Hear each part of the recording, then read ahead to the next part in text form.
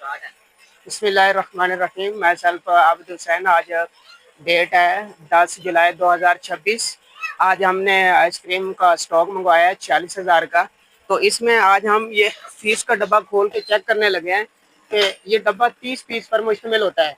आज देखते हैं कि इसके अंदर क्या 30 पूरे होते हैं या कम ज़्यादा होते हैं। चेक करते हैं।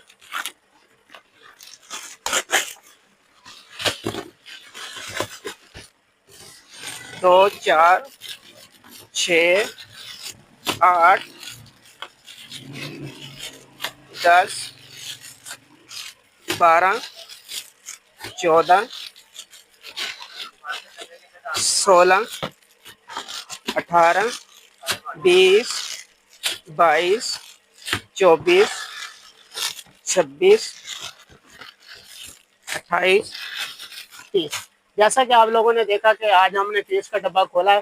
पहली मरतबा 2 साल से हमारे पास आइसक्रीम आ रही है। तो आज हमने पहली दफ़ा चेक करना चाहा कि शिकायतें आ रही थी कि इनकी तादाद कम होती है, 27 होते हैं या 28 पीस होते हैं, जबकि आज हमने चेक किया ये पूरे 30 ही निकले। अस्सलाम वालेकुम।